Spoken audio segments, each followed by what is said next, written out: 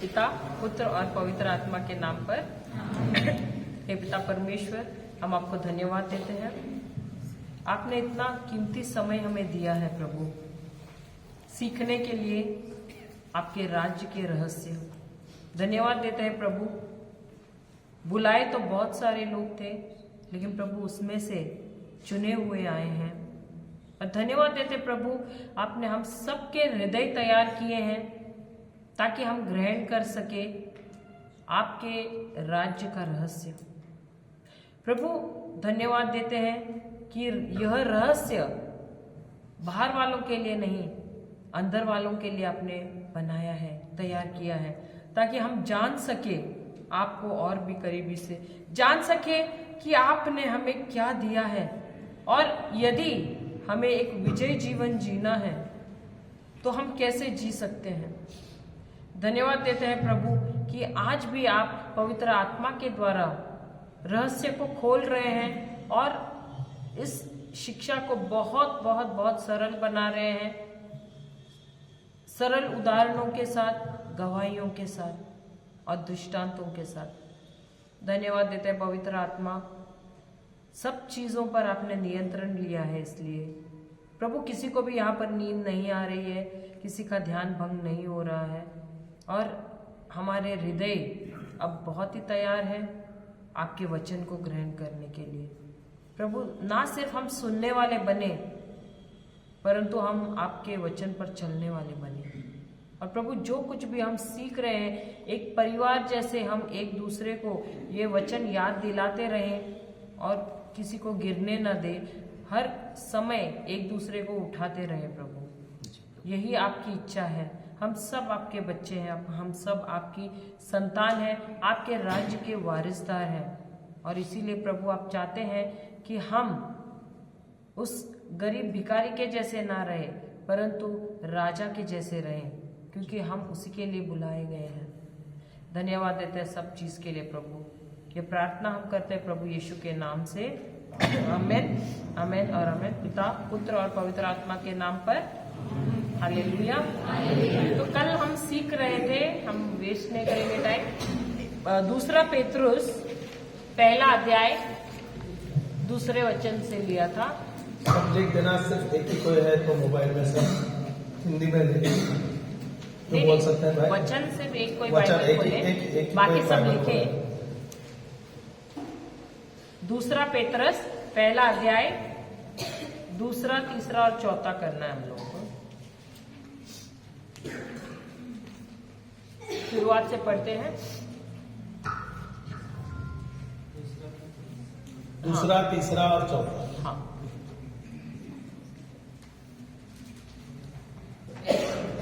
2 पेतरुस 1, 2, 3, 4 अध्याय 1 वाक्य 2, 3, 4। और बहुत तेरे नहीं, ये नहीं था। 2 पेतरुस 1 वाक्य 2, 3, 4 वाक्य 2 पेतरुस कल जो लिया था ना, कल लिया तो कल रात को लिया था। दूसरा पत्र पेतरस का पहला अध्याय, हाँ पहला अध्याय दूसरा वचन, दूसरे वचन, परमेश्वर के और हमारे प्रभु यीशु की पहचान के द्वारा अनुग्रह और शांति तुम में बहुतायत से बढ़ती रहे। और उसके बाद, क्योंकि उसके ईश्वरीय सामर्थ्य ने सब कुछ को जो जीवन और भक्ति के संबंध रखता है, हमें उसी की पहचान के द्वारा दिया है। अब कल हम सीख रहे थे कि परमेश्वर का अनुग्रह, परमेश्वर ने हर एक को अनुग्रह दिया है कि नहीं, और ये अनुग्रह क्या है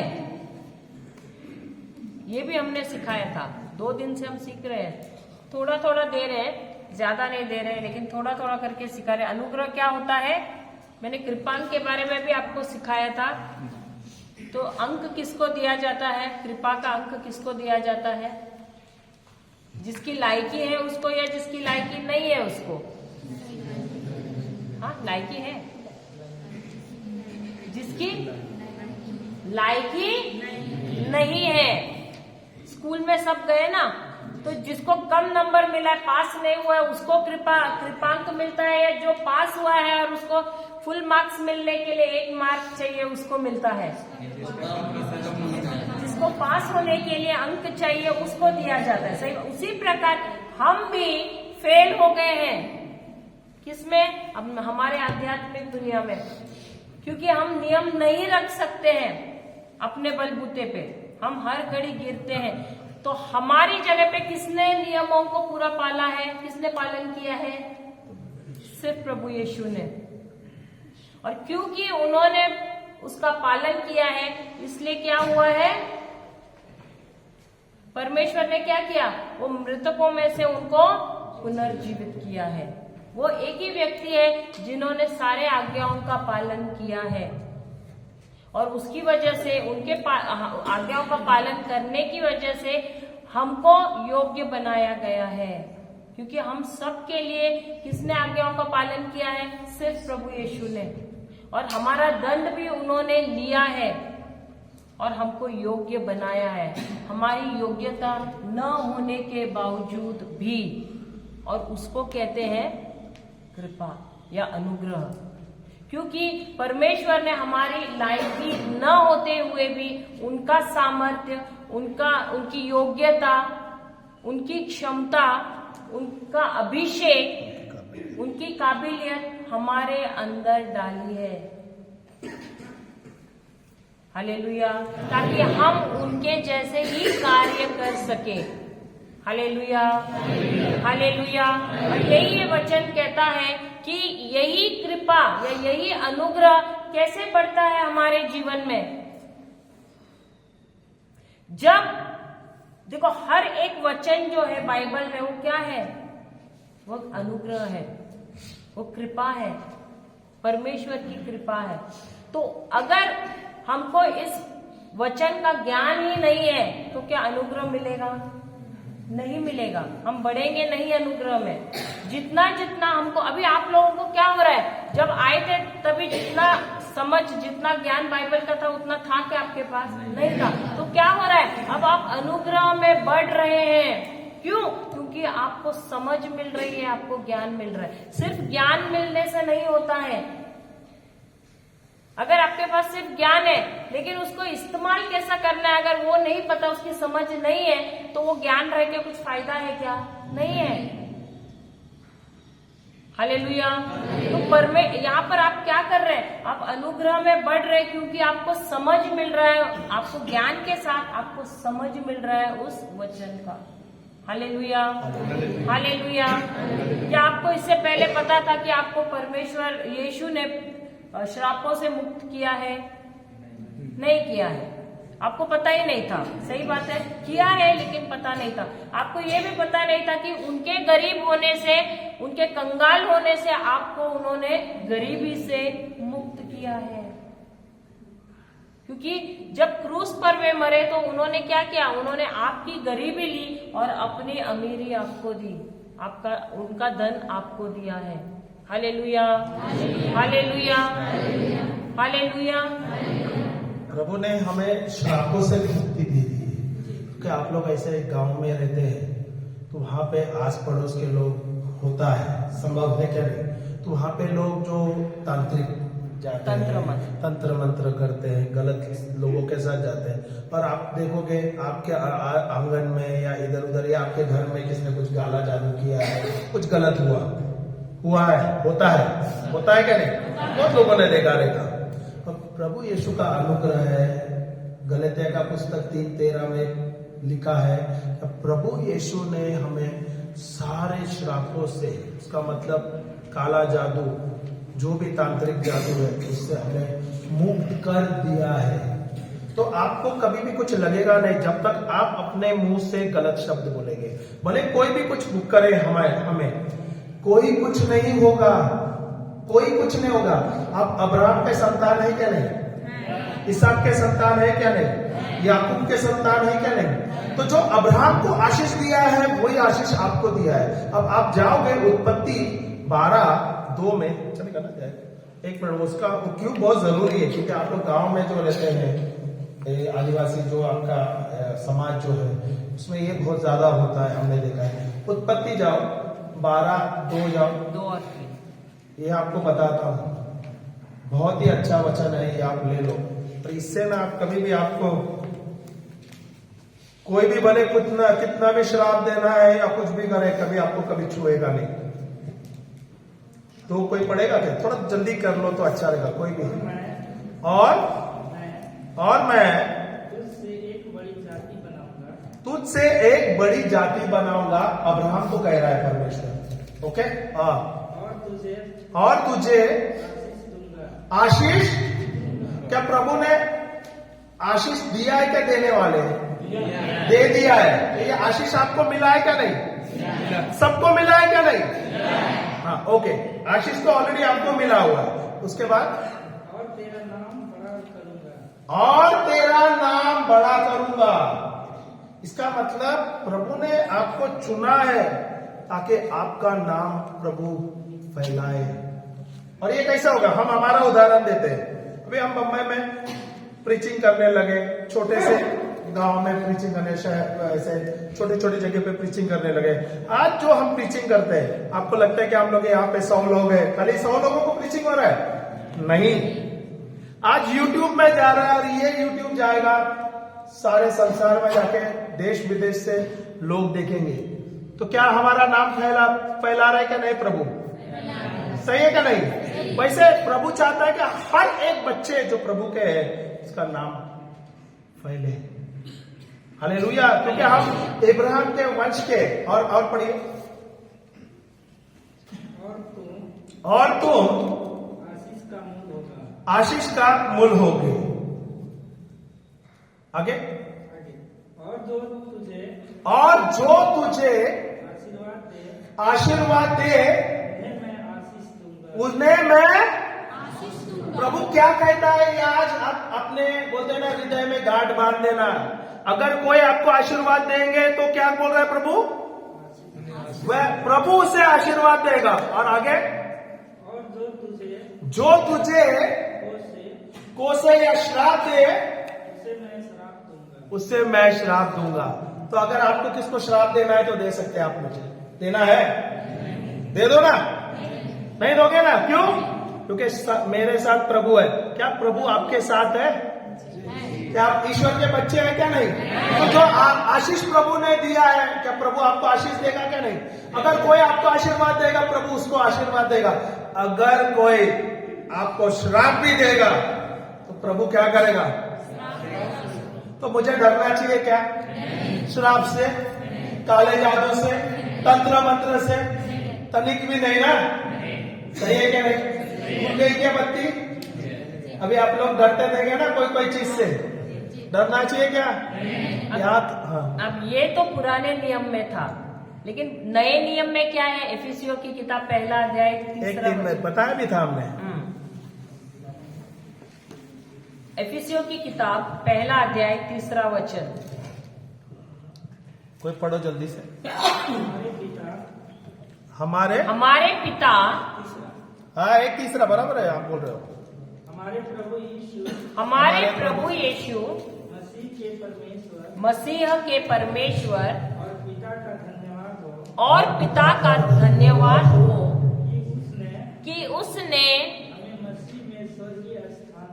हमें मसीह में स्वर्गीय स्थानों में सब प्रकार की आशीषें दी। कुछ प्रकार की दी है क्या? सब प्रकार की। कौन से आशीष है? आध्यात्मिक आशीष है। तो अगर किसी ने आपसे कहा भी कि या कोई आपके ऊपर तंत्र मंत्र कर भी रहे तो आप पे असर होगा क्या? नहीं होगा। अगर आप डरोगे तो असर होगा। डरोगे, डर के बाद में आपका शब्द नकारात्मक होगा। अगर किसने कुछ भी गलत किया आपके लिए या आपके खिलाफ, कुछ नहीं होगा जब तक आप अपना शब्द खोल के बोलोगे। तब बोलेगे ना, अरे भाई ने मेरे जीवन में काला जादू किया, तो आपने बोला क्या उसने बोला? उसने किया नहीं किया वो उसका प्रॉब्लम है, पर हमारे जीवन में असर कभी होगा जब मैं अपना मुंह खोलता हूं और बोलता हूं, क्योंकि जीवन और मृत्यु किसके हाथ में है? इसकी जबान पर है। परमेश्वर के हाथ में है। यार अभी तक हम लोग इतना चिल्ला चिल्ला के प्रचार कर रहे हैं, अभी तक प्रभु के हाथ में ही ये बोल रहे हैं। निर्णय लेने वाले कौन है? हमारे शब्दों के द्वारा। जीवन और मृत्यु मेरे हाथ में है, हमारे हाथ में, हमारे शब्दों में। तो भले दूसरे कोई भी कुछ करे, कभी आपको कुछ होगा नहीं जब तक आप वही शब्द अपने जीवन में इस्तेमाल करें। सही है क्या नहीं? Hallelujah, hallelujah. तो अभी आपको क्या मिल रहा है? अनुग्रह मिल रहा है कि नहीं? क्यों? क्योंकि ज्ञान के साथ आपको समझ मिल रही है। तो अनुग्रह कैसे बढ़ता है? जितना जितना आप वचनों में बढ़ रहे हैं, वचनों की समझ मिल रही है, तो क्या हो रहा है? अनुग्रह बढ़ रहा है। और प्रभु हमें क्यों ये ज्ञान किस लिए दिया है हमको? ये वचन, ये प्रतिज्ञाएं क्यों दिए हैं? ताकि हम सब एक भक्तिमय जीवन यहाँ पर इस पृथ्वी पर जी सके। दोबारा और दूसरा वाक्य पढ़ना। दूसरा क्या तीसरा पढ़ा था आपने? तीसरा पढ़ना। नहीं, तीसरा पढ़ना। हमारे प्रभु यीशु मसीह दूसरा पेत्रस 1:3। पेत्रस का दूसरा पत्र, पहला अध्याय और पद संख्या 3। क्योंकि उसके ईश्वरीय सामर्थ्य ने सब कुछ जो जीवन और भक्ति से संबंध रखता है, हमें उसी की पहचान के द्वारा दिया है। एक मिनट मुझे सॉरी, मैं बोल रहा। आप लोग लिखते हैं ना, वचन लिख रहे हैं, सिर्फ वचन लिखते हैं, पर वचन का जो समझ हम देते हैं वो लिखते नहीं है आप लोग। बहुत ज्यादा ये भाई लिखते हैं, मैं देख रहा हूं, मैं नोटिस कर रहा हूं। क्यों मालूम है? वचन आपने लिख लिया और ये क्या करेंगे, यहां से निकलेंगे और आप क्या कर देंगे? वो कोने में रह जाएगा। सही है क्या नहीं? सही है। हमने भी ऐसा ही किया है, सालों साल ऐसा ही किया है। फिर जब हमें कभी अचानक कुछ समस्या आए या कुछ आए, तो तभी ये वचन हमें लेना है। फिर आपने सिर्फ वचन लिखा और इसकी समझ नहीं मिला, तो ये क्या काम होगा? क्या समझ आ रहा है क्या नहीं? तो आपको जब आप लेते हो, अभी अच्छी बात ये अच्छी बात है कि आप लोग सुन रहे हैं, तो ये रिकॉर्डिंग हो रहा है। रिकॉर्डिंग जाके फिर से ले लेना और हर एक रिकॉर्डिंग का नोट्स बना, ये आपको बहुत काम करेगा। सही है क्या नहीं? अभी तक जैसे आपने बिरयानी बनाया और बिरयानी बहुत ज्यादा भूख लगी, आपने सिर्फ खुशबू लिया, तो क्या पेट भरने वाला है क्या? यहाँ पे आप आए ना, आपने अभी तक सिर्फ खुशबू लिया है। समझ आया क्या नहीं? पेट कभी भरेगा जब आप लोगे वचन। हर एक जो टीचिंग है आप लोगे, और हर एक टीचिंग का मैं ध्यान पूर्वक नोट बनाऊंगा। क्या क्या लिखा है, उसका उदाहरण क्या है, किस विषय में, क्या उसके लिए क्या दृष्टांत था, क्या एग्जाम्पल, सब आप लिखोगे और प्रभु आपको आपका उदाहरण देगा। आपके जीवन में कैसा, वो भी आप लिख दो। इसी प्रकार आपके मिनिस्ट्री भी हो जाती है। हमने ऐसे ही सीखा है। अगर आप सिर्फ स्क्रिप्चर लिख के रखोगे ना, तो आप यहां से निकलोगे और ये रद्दी होके एक संदूक में रखा जाएगा, एक कोने में रहेगा। इसका कोई लाभ नहीं होगा, आपको कोई लाभ नहीं होगा। पर यही चीज अगर आप थोड़ा सा और मेहनत करें और घर जाए, दिन में आप तकरीबन आधे घंटे 1 घंटे का समय दे दे, और ये जो टीचिंग जो है ना, यही टीचिंग ले लेना। मैं तो बोलूं दूसरा मत सुनो, क्योंकि ये जब आप 2 या 3 बार आप सुनोगे और उसका नोट्स बनाओगे, तो सब आपके हृदय के अंदर जाएगा। और गारंटी बोलते हैं आपका जीवन ना कहां से कहां प्रभु ले जाएगा, ये वचनों के द्वारा। मैं जो 24 साल, मुझे पता है, मैं लाखों का कर्जा में था, नौकरी नहीं था, बीमार था, निराश व्यक्ति था, मरने का ही सोच रहा था। ये वचन जब मुझे मिला और ये वचन में लेना और उसका हर एक वचन का समझ लेना, उसको हर एक चीज का जो प्रचारक बोल रहा था, हर एक चीज हम लोग लिखते थे उदाहरण के साथ, और यही जाते थे अपने जीवन में इस्तेमाल करते थे, यही जाते थे हम प्रचार करते थे। और यही जो चीज है मेरे जीवन में, हमारे जीवन में परिवर्तन लाया। आज मैंने देखा है, जो 24 साल पहले मैं लाखों का कर्जा था, आज प्रभु ने हजारों गुना मुझे बढ़ा के दे दिया। समझ आ रहा है क्या ना? ये है प्रभु का सामर्थ्य, ये है रहस्य। अगर एक आदमी जो कंगाल है, प्रभु ने उसको नर्क से निकाला और आज प्रभु ने प्रचार करने के लिए चुना है, बहुत सोचने वाली बात है, सोचने वाली बात है। अगर प्रभु मुझे इस्तेमाल कर सकते हैं, इसे इस्तेमाल कर सकते हैं, क्या प्रभु हम सबको आशीर्वाद दिया है क्या नहीं दिया है? क्या प्रभु हम सबको इस्तेमाल करना चाहते हैं क्या नहीं? सबको प्रभु ने चुना है। मेहनत थोड़ा लगेगा। आप किसान है, बोलेगा बहुत बड़ा जमीन है, खोदोगे नहीं, बीज नहीं डालोगे, मिलेगा क्या? थोड़ा तो मेहनत करना पड़ेगा ना।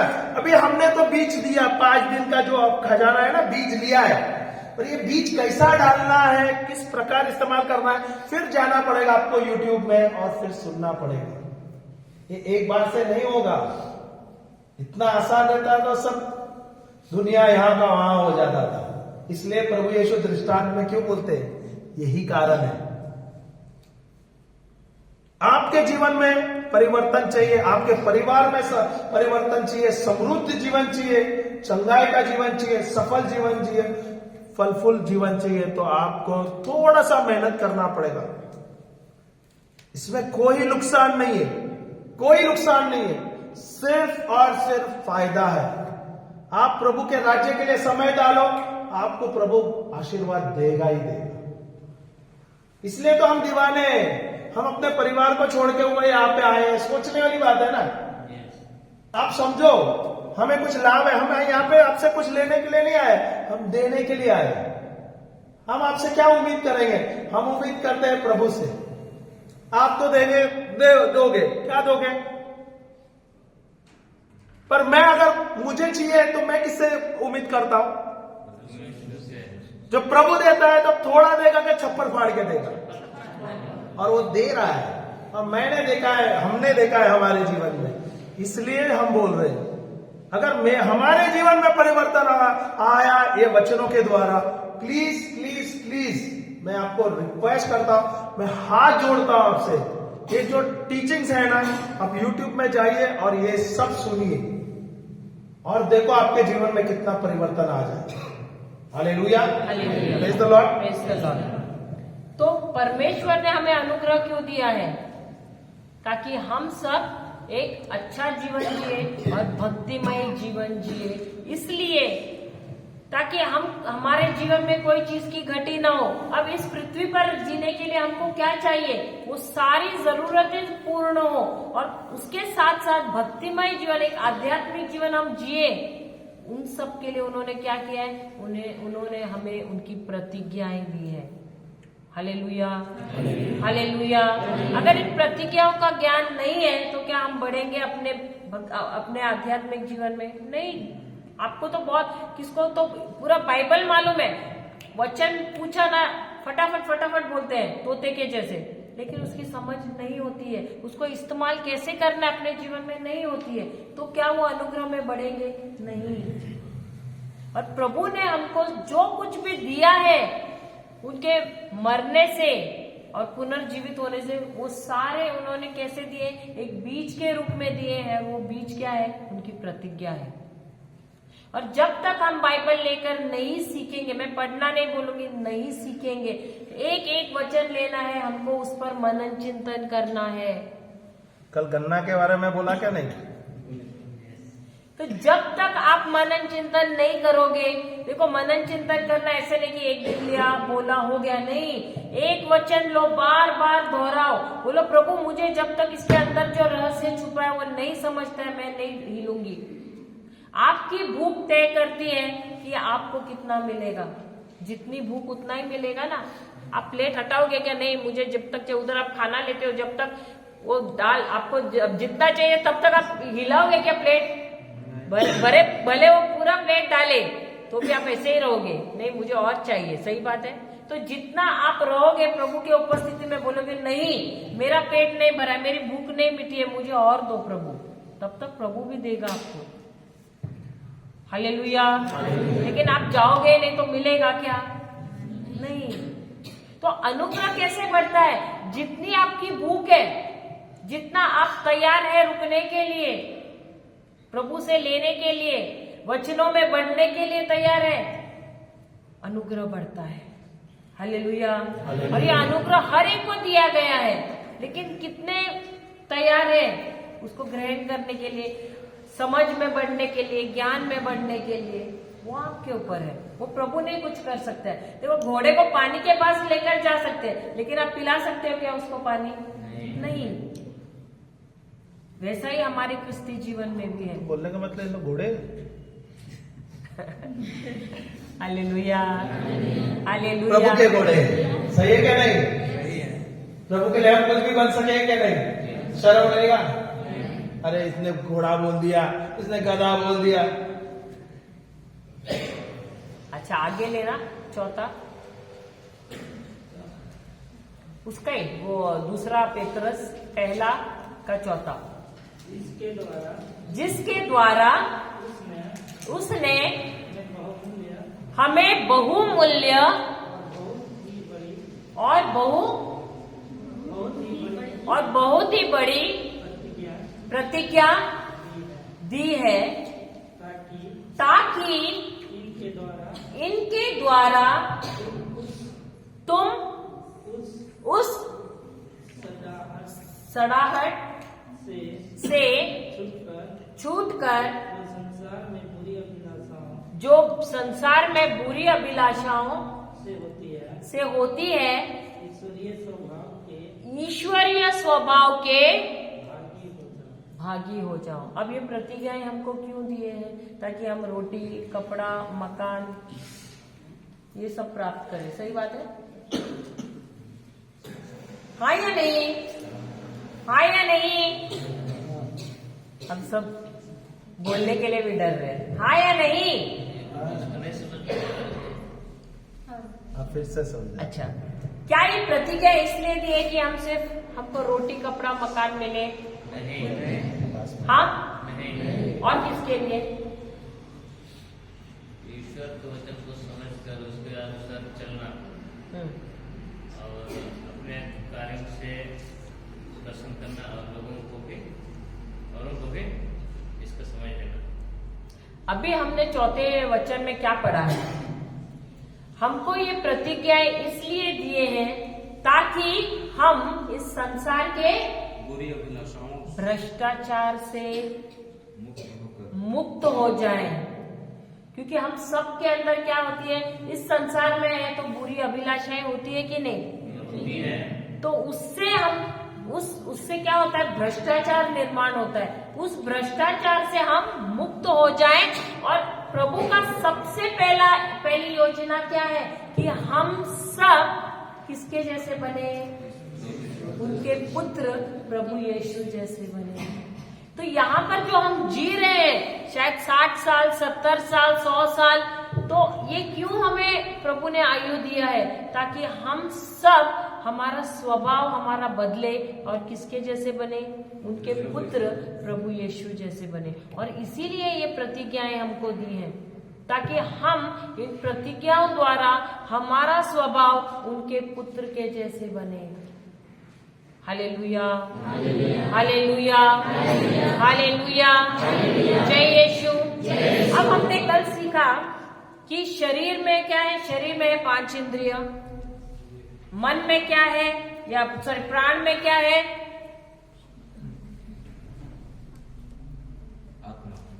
नहीं, प्राण मन है, मन है, तर्क है, बुद्धिमत्ता है, हमारा पर्सनैलिटी को क्या बोला? व्यक्तिगत है, और भावनाएं हैं। और हमारी आत्मा में क्या है? विश्वास है। और यहाँ पर हमने क्या सीखा? जो कुछ भी हमें चाहिए इस पृथ्वी पर अच्छा जीवन जीने के लिए, भक्तिमय जीवन जीने के लिए, वो सारी चीजें कहाँ पर है? हमारी आत्मा में है। हमारे आत्मा में परिपूर्णता है। परमेश्वर का सामर्थ्य कहाँ पर है? हमारे अंदर है। तो हम सब 1/3 किसके जैसे हैं? खुद परमेश्वर के जैसे। क्यों? क्योंकि आत्मा में हम हूबहू परमेश्वर के जैसे हैं। आत्मा के फल, आत्मा के वरदान, ये सब कहाँ पर है? हमारे आत्मा में है। तो हम 1/3 भाग हर एक जन, जब हम प्रभु यीशु को स्वीकार करते हैं, हम किसके जैसे हैं? परमेश्वर के जैसे। हम जाते हैं 2 कुरिन्थियों 5वां अध्याय 17वां वचन। तो वचन कहता है कि जब हमारा नए सिरे से जन्म होता है तो हमको किसकी धार्मिकता मिल जाती है? प्रभु यीशु की। और हम क्या हो जाते हैं? एक नई सृष्टि हो जाते हैं। सही बात है? पढ़ते हैं हम इसको। 2 कुरिन्थियों 5:17। सो यदि कोई मसीह में है तो वह नई सृष्टि है, पुरानी बातें बीत गई, देखो वे सब नई हुई। तो क्या हम सब नई सृष्टि हो गए हैं? क्या आप लोग सबसे पहले मसीह में हैं? तो क्या हम सब नई सृष्टि हैं? है या नहीं? तो यहाँ पर वचन क्या कह रहे हैं? यदि हम सब नई सृष्टि, हम सब क्या है? नई सिरे से जन्म लिया है, तो हम कौन है? नई सृष्टि है। और यदि, क्या आप लोग सब नई सृष्टि है? विश्वास करते हैं? तो एक दूसरे को देखो। अरे देखते भी नहीं है। आप इधर आने के बाद नई सृष्टि बने कि नहीं? तो कुछ बदलाव नजर आ रहा है क्या आप लोगों में? देखो तो सही। पहले पतले थे, अभी मोटे हो गए, या जो मोटे थे पतले हो गए? कोई लंबे थे और नाटे हो गए। जो लंबे थे नाटे हो गए क्या? देखिए जरा। फर्क हो गया क्या? देखो फर्क नजर आ रहा है। अरे देख रहे हो, बाल की नहीं कर रही हूँ। क्या हुआ? पहले कम हंसते थे, अब ज्यादा। हेलो, कुछ बदलाव नजर आ रहा है? पहले गणित में कमजोर थे, अभी तेज हो गए। बैंक मैनेजर को पूछना पड़ेगा ये बात। बदलाव आ गया। Hello, hallelujah. अब ये जो बदलाव के बारे में बात कर रहे हैं, ये शारीरिक बदलाव के बारे में नहीं बोल रहे, ना आपके मन के बदलाव के बारे में बोल रहे। ये बदलाव कहाँ हुआ है? आपकी आत्मा में हुआ है। बिना आपके जाने ये बदलाव कहाँ हुआ है? आपकी आत्मा में हुआ है। हालेलुया। क्योंकि आपका आत्मा जो था पहले मर चुका था आदम के पाप की वजह से, परंतु जब आपने प्रभु यीशु को ग्रहण किया, हमने अभी 2-3 दिन पहले हमने सबको अन्य भाषा का वरदान मिला ना, सबका नए सिरे से जन्म हुआ है। तो उस समय क्या हुआ? आपका जो आत्मा, जो देखो, मसीह में आने से पहले ये जो 3 भाग है, आत्मा, प्राण और शरीर, प्राण और शरीर हमेशा साथ में ही रहते हैं। लेकिन परमेश्वर ने हमको ऐसे बनाया है कि हमको आत्मा में चलना है। लेकिन क्योंकि हमारा आत्मा मरा हुआ था, इसलिए क्या हो रहा था? राज कौन कर रहा था? प्राण राज कर रहा था शरीर के साथ, क्योंकि ये 2 मिलके एक हो गए हैं और ये जो आत्मा है वो अकेला पड़ गया है। तो 2 मेजॉरिटी बोलते हैं ना, तो मेजॉरिटी हो गया इनका, इसलिए ये लोग नियंत्रण में थे और ये राज कर रहे थे। और आत्मा चाहते हुए भी कुछ नहीं कर रहा था, क्योंकि वो उसकी कोई मान नहीं रहा था। ये दोनों भी मान रहे थे। लेकिन जब प्रभु यीशु को आपने स्वीकार किया, अपना मसीह, अपना ईश्वर, और अपना प्रभु कहकर, हमने कहा आपको पहले तो आपको विश्वास, आपको मुंह से अंगीकार करना है और हृदय से स्वीकार करना है। और जब आपने ये किया, क्या हुआ? आपकी आत्मा में कुछ तो हो गया। आपका जो आत्मा मरा हुआ था पुनर्जीवित हो गया, क्योंकि प्रभु यीशु का आत्मा आपकी आत्मा के साथ अब जुड़ गया। तो आपका आत्मा अब नया हो गया और इसकी वजह से अब यहाँ पर ये जो आत्मा में आप क्या हो गए हैं? एक नई सृष्टि हो गए हैं। क्या हो गए? नई सृष्टि हो गए हैं। हम एक डेमो करेंगे। मुझे 3 व्यक्ति चाहिए यहाँ पर। 3 भाई आ जाइए, थोड़ा जल्दी आ जल्दी जल्दी, क्योंकि आप भी ज्यादा आ जाइए। समय नहीं है हमारे पास। इधर आ जाइए, कैमरा यहाँ पे आ जाइए। अब जैसे कि ये है आत्मा, ये है प्राण और ये है शरीर। अब आत्मा और शरीर के बीच में क्या है? प्राण है। तो यूहन्ना की किताब 3 अध्याय 6 वचन क्या कहता है? यूहन्ना की किताब 3 अध्याय 6 वचन कहता है, क्योंकि जो शरीर से जन्मा है क्योंकि जो शरीर से जन्मा है वह शरीर है, वो शरीर है, और जो आत्मा से जन्मा है और जो आत्मा से जन्मा है वह आत्मा। वह आत्मा। तो ये है शरीर और ये है आत्मा। तो शरीर से हम कब जन्मते हैं? जब हमारे माता के गर्भ से आते हैं, तो हम शरीर से, क्योंकि वो शारीरिक बीज के द्वारा उत्पन्न हुए हैं। लेकिन जिस दिन उनको वचन मिलता है परमेश्वर का और वे प्रभु यीशु को अपना मसीह मानते हैं, तो किस में जन्म होता है? आत्मा में जन्म होता है। अब क्या शरीर और आत्मा एक है क्या? उनका मिलन है क्या? नहीं। क्यों? क्योंकि बीच में क्या है? प्राण है। अब निर्णय करने वाला कौन है? प्राण है। क्यों? क्योंकि वहां पर निर्णय लेने की शक्ति कहाँ पर है? प्राण में है। तो आत्मा चाहते हुए भी प्राण उसका साथ, सिस्टर पहले लिखना बंद करो। आत्मा चाहते हुए भी अगर प्राण ने उसका साथ नहीं दिया, ये प्राण और शरीर एक हो जाते हैं और आत्मा के खिलाफ जाते हैं। लेकिन अगर आत्मा को नियंत्रण करना है, देखो ये ऐसा है कि हमने देखा है आत्मा में क्या है? विश्वास है। आत्मा में जो कुछ भी परमेश्वर ने दिया है हमें यहाँ पर एक भला जीवन जीने के लिए, भक्तिमय जीवन जीने के लिए, सब कुछ कहाँ पर है? आत्मा में है। आत्मा में है आत्मा के फल है, सारे वरदान है। जो कुछ भी अच्छा जीवन जीने के लिए चाहे, सब कुछ समृद्ध जीवन जीना है, सदा सर्वदा का जीवन, सब कुछ कहाँ पर है? आत्मा में। आपके घर पे टंकी है पानी की, कहाँ पर रहती है? आपने देखा ना टंकी बाहर? छत पे रहती है। उसी प्रकार ये भी आत्मा एक टंकी के समान है, सब कुछ चीजों से भरा हुआ है। अभी आपको पानी चाहिए तो आप क्या करते हो पता है? जाकर नल के नीचे बकेट रखते हो, आप घुटने टेकते हो और प्रभु से बोलते हो, प्रभु मेरा बकेट भर दो। भरेगा क्या बकेट? भरेगा क्या? क्यों नहीं भरेगा? अरे अभी तक खोले थे, नहीं खोले। Hallelujah, hallelujah. उसी प्रकार हमारे विश्वासी जीवन में सब कुछ आत्मा में भरा हुआ है। चंगाई भी भरी है, समृद्धि भी भरी है, सुरक्षा भी भर भर के है, श्राप से मुक्ति भी है, आशीषें भी है, अनुग्रह भी है, धार्मिकता भी है, पापों से क्षमा भी है। सब कुछ है कहाँ पर? आत्मा में है। लेकिन यहाँ से होते हुए इस शरीर में क्यों नहीं जा रहा है? वो व्यक्ति अगर बीमार है तो बीमार ही क्यों मरता है? क्योंकि सब कुछ यहाँ पर है लेकिन वहां नहीं पहुंच रहा है।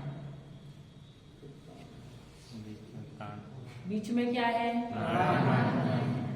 और ये प्राण वही है, वो नल है ना, कस करके बंद करके रखा हुआ है। उसको भी जंग लग गया है, जंग पकड़ गए। क्यों? क्योंकि वचन का ज्ञान नहीं है। बाइबल तो है घर पे, हम चूमने में भी हम उस्ताद हैं। चूम चूम के पता है बाइबल का कवर भी पूरा फट गया है। सही बात है। किसका किसका तो संदूक में नया का नया कोरा बेच भी सकते हैं दोबारा, पूरा पैसा मिलता पूरा है। पैसा मिलेगा। सही बात है। लेकिन बाइबल है घर पे। इसका तो ऑल्टर पे जब फादर आते, ये लो फादर आप पढ़िए। वो फूक क्यों मारा? हालेलुया। सब कुछ है, लेकिन क्या है? घर पे है। खोला है क्या कभी? नहीं। तो सब कुछ है आत्मा में। परमेश्वर ने सब दिया है प्रभु यीशु के द्वारा, लेकिन यहाँ का यहाँ ही, वैसे की वैसे ही, धरा का धरा है वो। और ये जो है नल है, ये जो आत्मा है नल के समान है, जो जंग पकड़ गया है, प्राण, वो क्या हुआ है? वो जाम हो गया पूरा। क्यों? क्योंकि कभी खोला ही नहीं है। लोहा का ऐसे। अब यदि आत्मा से क्या है कि प्राण से होते हुए शरीर में जाना है चंगाई को, तो क्या करना है? सबसे पहले आपको इस मन को जो है, जो प्राण में है, उसको नया करना है। हम जाते हैं रोमियो की किताब 12वां अध्याय 2 वचन।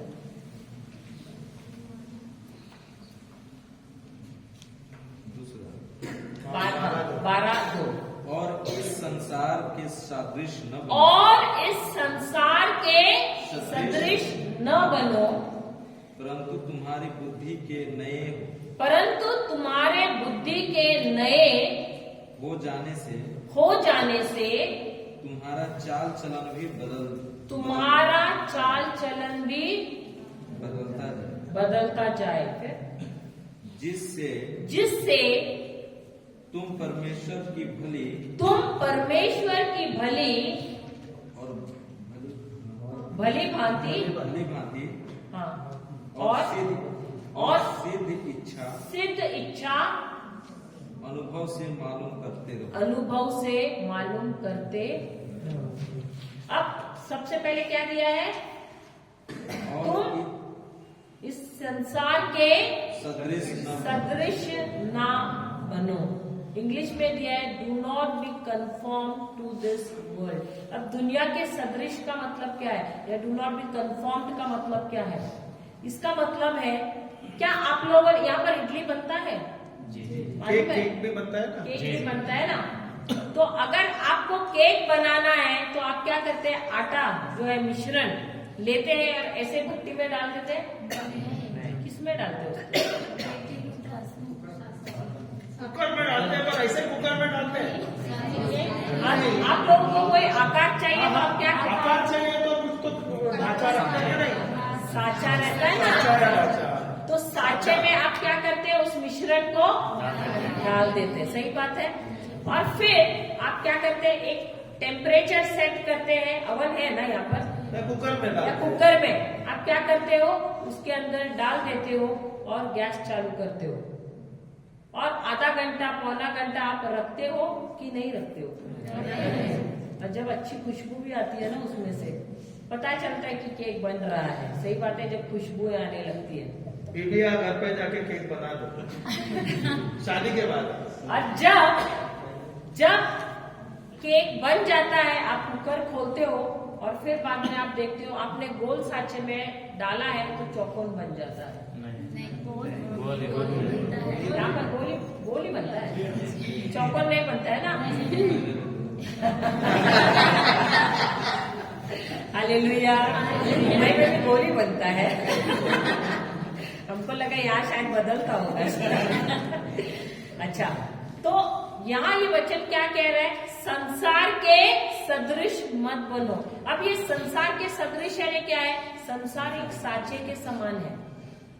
तो हम जो विश्वासी हैं, जब हमने प्रभु यीशु को ग्रहण किया है, वचन कहता है तुम संसार के साचे में मत ढलो। क्योंकि जैसा अब हमारी सोच हमको संसार के जैसे नहीं रखनी है। हमारी सोच किसके जैसी होनी चाहिए? वचनों के जैसे। अगर हमको हमारी सोच सांसारिक लोगों जैसे नहीं रखनी है तो हमको क्या करना है? वो पढ़ना। देखो अभी क्या लिखा है, तुम इस संसार के सदृश न बनो, सदृश न बनो, परंतु तुम्हारी बुद्धि परंतु तुम्हारी बुद्धि नए हो जाने से नए हो जाने से तुम्हारा चाल चलन भी बदलता जाए। अब यहाँ पर बहुत ही बोलते हैं ना, बहुत एकदम हल्का सरल हल्का किया है। इंग्लिश में दिया है, do not be conform to this world but be ye transformed by the renewing of your mind. तो ये जो ट्रांसफॉर्म यानी क्या? बदलना। तो अब ये बदलोगे कैसे? अभी आप लोगों ने यहाँ पर देखा है तितली उड़ते समय, जी झारखंड में तितलियां है ना? है, मैंने भी देखा है तितलियां है। अब ये तितली इतनी रंग बिरंगी है, सही बात है। अब ये तितली बनने से पहले क्या थी? टीचर लोग को पूछेंगे, टीचर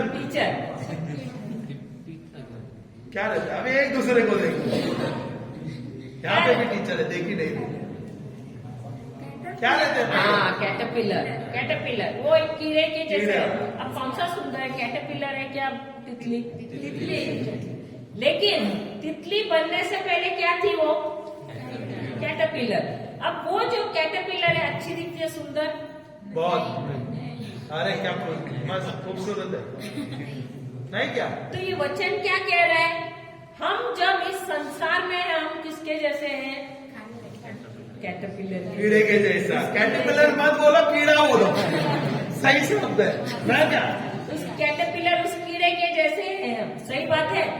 लेकिन यदि आपको बदलना है उस कीड़े से, आपको अगर तितली बनना है, वो बदलाव है कि नहीं?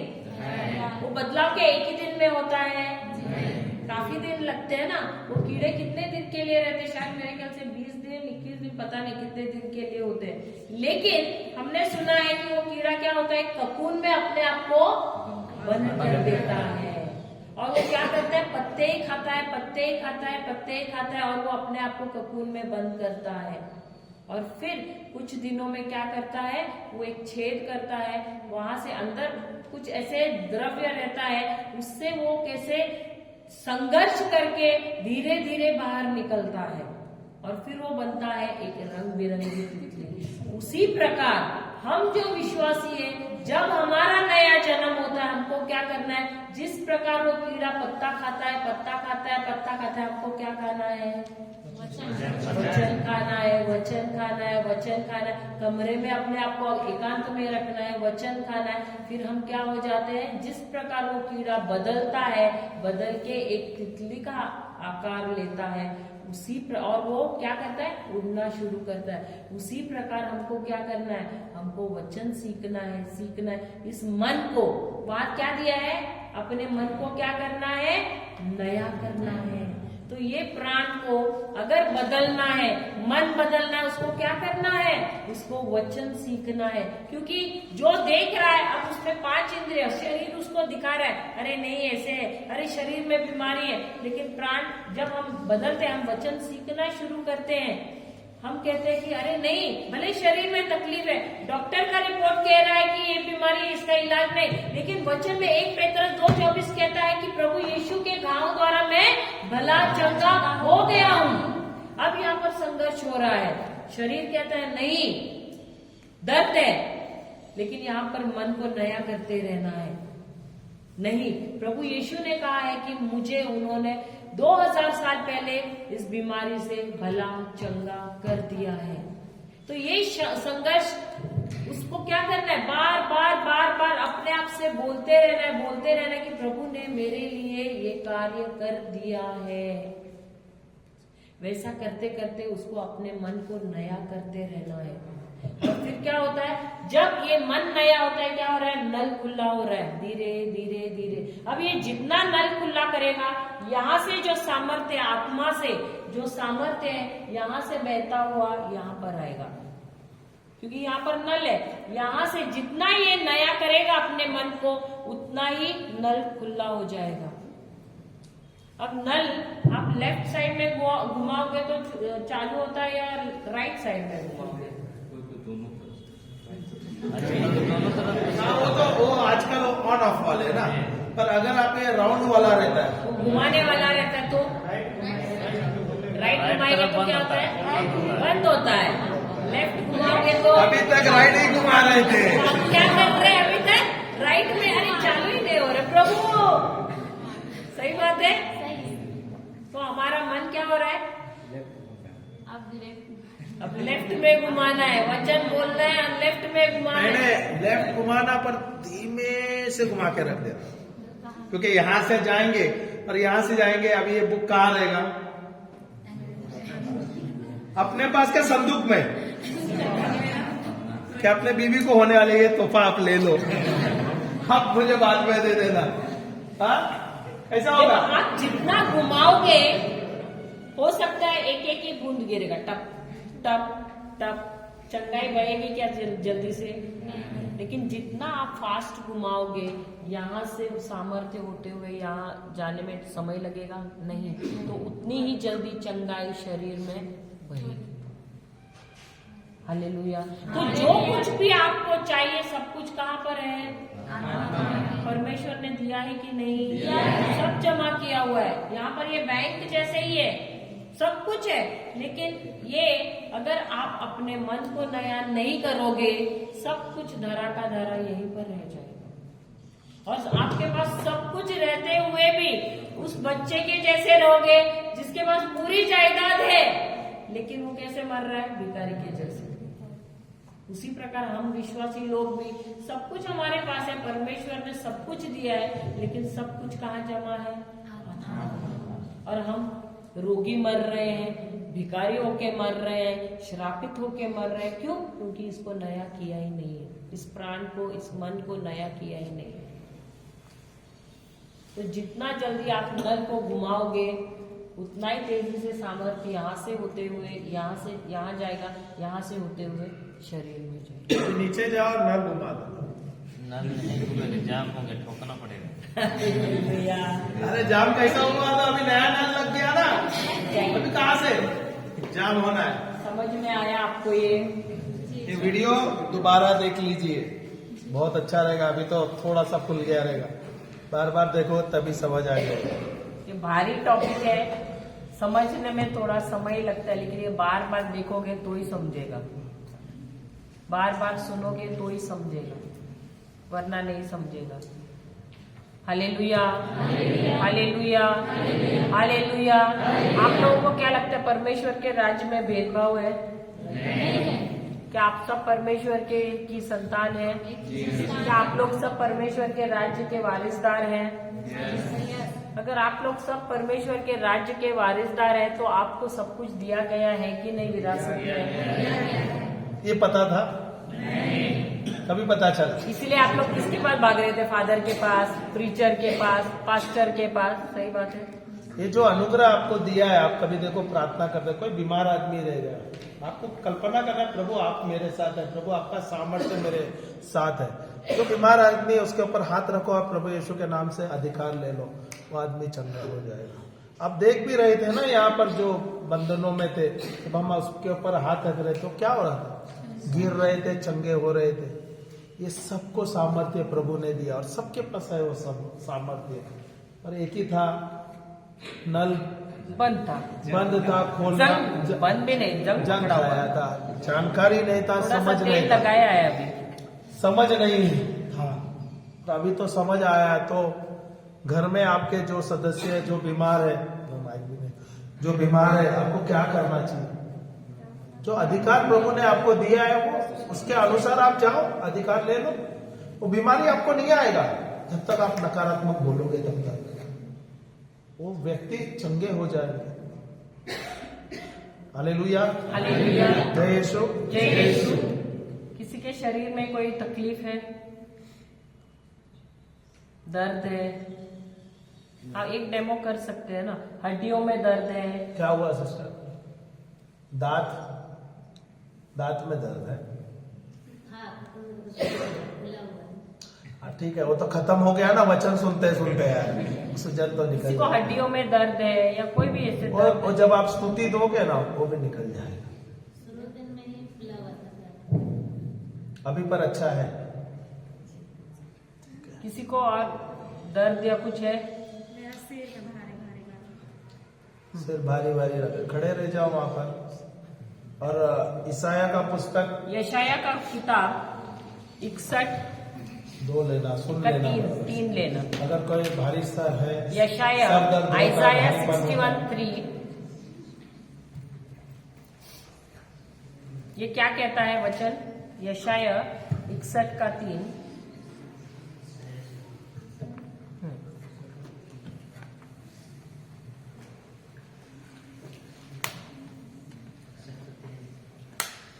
पढ़िए। और सियोन की विलाप करने वालों के सिर पर की राख दूर करके सुंदर पगड़ी बांध दूं कि उनका विलाप दूर कर क्या विलाप दूर करके हर्ष का तेल लगाऊं और उनकी उदासी हटाकर किसका यश का ओढ़ना ओढ़ाऊं, जिससे वे घर के धर्म के बांझ वृक्ष ठीक है, वो आगे। कहलाए। ओके, यहाँ पे दूसरा कोई है क्या ट्रांसलेशन? दूसरा ट्रांसलेशन है कोई? पढ़िए कोई तो। 61 61:3 61 का 3 61 का 3। 61:3 चलो चलो, एक ही वचन है, लेट हो गया, हमको जाना है। जल्दी जल्दी जल्दी जल्दी।